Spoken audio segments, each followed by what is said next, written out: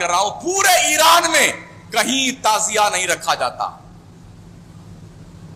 پورے ایران میں کہیں تعزیہ نہیں رکھا جاتا، پورے عراق میں کہیں تعزیہ نہیں رکھا جاتا۔ سن لو، ایران تو 100% لگ بھگ شیعہ ہے، یا 99%، 99 پوائنٹ سنی ایک ہی پوائنٹ ہے وہاں تعزیہ کیوں نہیں؟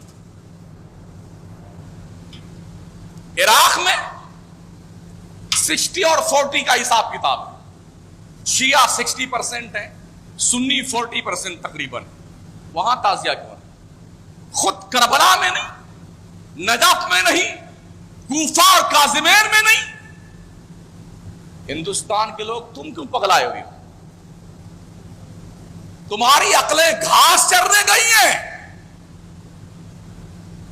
پورے ملکی پیمانے پہ ہندوستان میں بے شمار مقامات کی رپورٹ میں جانتا ہوں جہاں پر شیعہ برادری کے لوگ سنیوں کو لاکھوں روپے دیتے ہیں کہ تم تعزیہ بناؤ، تم تعزیے کا جلوس نکالو، تم ڈھول بجاؤ۔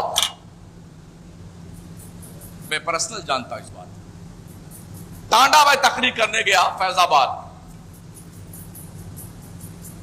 تو ننھے علی اصغر سے لے کے علی اکبر تک چوک میں سب تشریف رکھتے تھے، سارے تعزیہ بابا، اور اسی چوک میں میری تقریر، سارے تعزیہ تشریف فرما ہے اور تقریر میری اسی چوک میں۔ جب میں نے تقریر شروع کی وہاں پر دھجیاں بگڑ کے رکھ دی میں نے قاعدے سے۔ 2-4 مولوی جو اس محلے کے تھے اسٹیج چھوڑ کے ڈر کے مارے بھاگ گئے، یار کہ کچھ ہو نہ جائے۔ جب وہ اٹھنے لگے میں نے کہا بھائی صاحب تقریر تو میں کر رہا ہوں، آپ کیوں بھاگے جا رہے ہیں، بیٹھیے نا۔ تو بعد میں مجھے یہ پتا چلا کہ شیعہ کی برادری کے لوگ سنیوں کو لاکھوں روپے دیتے ہیں کہ تم تعزیہ بناؤ۔ جو کام وہ خود نہیں کرتے ہیں وہ آپ سے کرواتے ہیں۔ اور اب معاذ اللہ مسلمان ہمارا سنی تعزیہ کے ساتھ ساتھ اب تو سینہ بھی پیٹنے لگ گیا، چھری کا ماتم بھی کرنے لگا اسی ہندوستان میں۔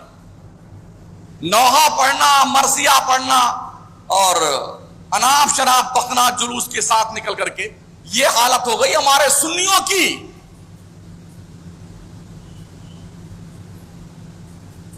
یوں تو بولے سنی ہیں ہم تو بھائی، یہ کیوں کر رہے ہیں؟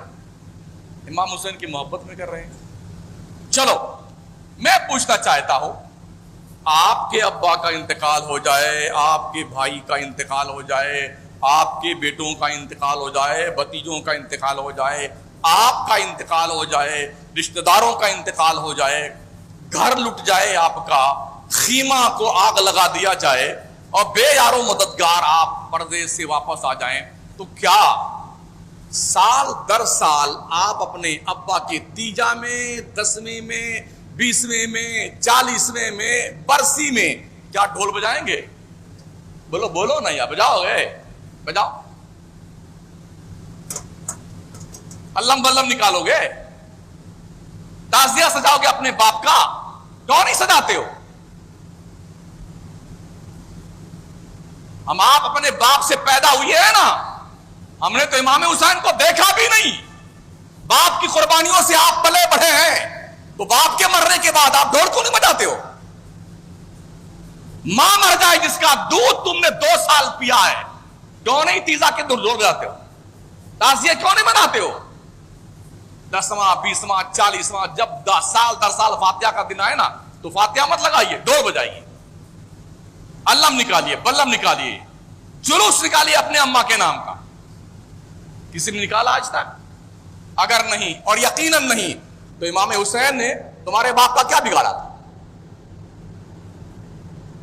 امام حسین کے ساتھ یہ ظلم کیوں کرتی ہماری قوم؟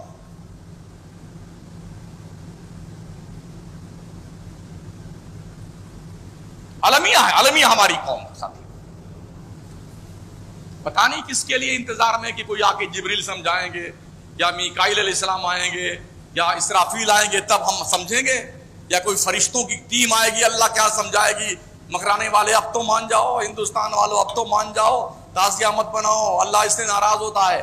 شاید اس وقت کا انتظار کر رہے ہو آپ، لیکن آپ مر جاؤ گے نا تب تک نہیں آئیں گے ان میں سے کوئی بھی. آخر میں آئیں گے حضرت اسرائیل علیہ السلام. جناب چلیے حساب کتاب کا وقت آ گیا آپ کا، اور روح نکال کے لے کے جائیں گے. مصیبتوں پہ صبر کرنے کا حکم دیا گیا ہے. جب مصیبت آئے اس پہ صبر کیجیے. اور اللہ نے صابروں کے ساتھ رہنے کا وعدہ فرمایا ہے. یا ایھا الذین آمنوا استعینوا بالصبر والصلاۃ ان اللہ مع الصابرین. بے شک اے ایمان والو صبر اور نماز سے مدد مانگو، بے شک اللہ صبر کرنے والوں کے ساتھ میں. اللہ صابروں کے ساتھ ہے. کربلا میں تو نماز تو دونوں طرف تھی نا یار، دونوں طرف کلمہ پڑھنے والے تھے. اللہ نے کلیئر کر دیا کہ اللہ نمازیوں کے ساتھ نہیں ہے کربلا میں، اللہ صابروں کے ساتھ میں ہے. ادھر نماز بھی تھی اور صبر بھی تھا امام حسین کی طرف، اور یزید کی طرف سے صرف یزیدیوں کے پاس نماز تھی، صبر نہیں تھا. ظلم تھا، سرکشی تھی، گنڈا گردی تھی، بدماشیاں تھیں، بدتمیزیاں تھیں. یہ اس کی طرف. اللہ نے کہا نہیں، ہم کربلا میں یزیدیوں کے ساتھ نہیں، ہم حسین کے ساتھ میں، حسینیوں کے ساتھ میں، ان صابروں کے ساتھ میں ہیں جو نمازی بھی ہیں اور صبر کرنے والے بھی. پیارے آقا صلی اللہ تعالی علیہ وسلم کے پیارے دیوانوں، ہمیں چاہیے کہ ہم محرم کے موقعوں پر روزہ رکھا کریں. اللہ توفیق دے. قرآن کی تلاوت کیا کریں، غریبوں کو کھانا کھلایا کریں جیسی اللہ نے توفیق بخشی ہے. یتیموں کے کام آیا کریں، انسانیت کا کام کریں، فلاح و بہبود کا کام کریں، رفاہی کام کریں، انسانیت کے نام پر انسانوں کو فائدہ پہنچائیں. یہ سب کام کرنے کے ہیں ہمارے. امام حسین کی قربانی کا یہی مقصد ہے جس کو ہم نے فراموش کر دیا ہے، بلا دیا ہے. اللہ کرے ہماری عقلیں ٹھیک ہوں، ہمارے دماغ میں ڈھنگ کی روشنی پیدا ہو، اور ہمارا یہ گھناؤنا کردار پاکیزہ کردار کی شکل میں تبدیل ہو جائے. ہم حسینی بن کر رہیں، یزیدی بن کر نہیں. اس لیے کہ ماتم کرنا، ڈھول بجانا یہ یزیدیوں کا کام تھا. جب کربلا سے، کوفہ سے لٹا پیٹا قافلہ دمشق پہنچا تھا، تو دمشق میں جب پہنچا یزید کے دربار میں، اور اس نے ماحول کا رنگ دیکھا نا کہ لوگ بگڑ رہے ہیں، اب یزید کے خلاف اٹھ رہے ہیں لوگ، تو اس نے اعلان کیا وَأَقِمْنَا عَلَيْهِنَّ الْمَاتَمَ ثَلَاثَةَ أَيَّامٍ. او اہل دمشق،